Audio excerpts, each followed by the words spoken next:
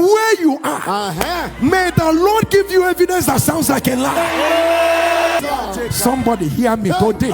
Today, the God of the 11th hour is coming into your matter right now.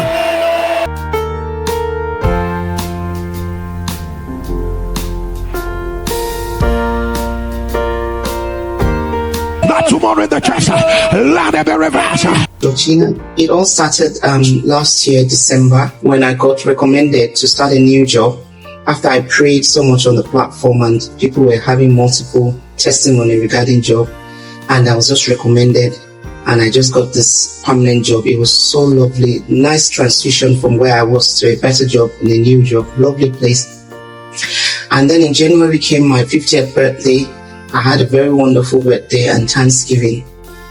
And then the devil just struck immediately after that. From a little pimples, it just grew into a massive big tumor in the middle of my chest. I was in and out of hospital. I was admitted. They came up with a plan and they said that they would have to do aspiration. They have to take me to radiology under scan to aspirate the pus. And each time they pull the pulses out, under 24 hours, it will refill. So this was a very strange thing that kept happening. So I kept going back. They will pull it out.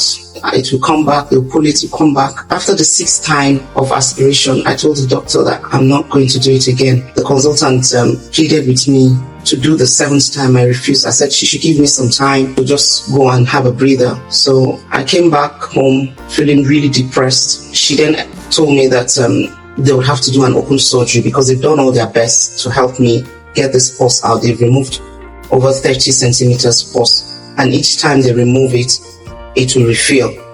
So it became a really a case of a concern. They did a lot of tests in the lab. They even claimed that I had tuberculosis because I was in Africa 2020, 5 years before now.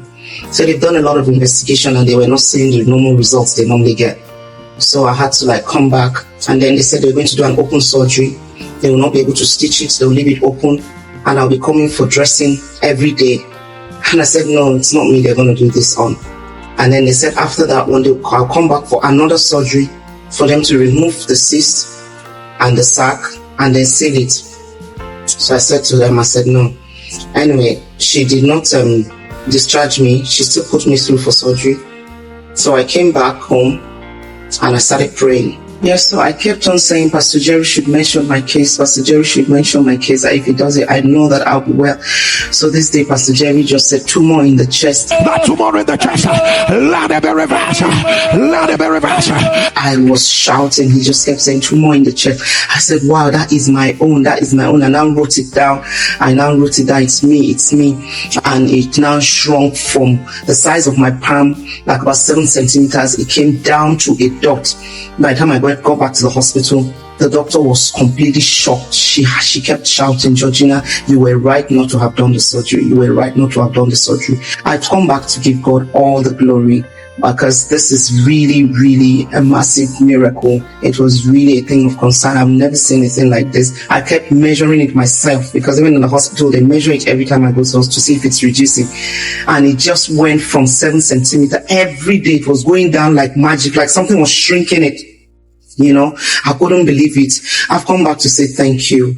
I've come back to give God all the glory. And thank you so much, Pastor Jerry, for encouraging us, for making us believe that God is real in this our time. I just want to say thank you. All glory be to God.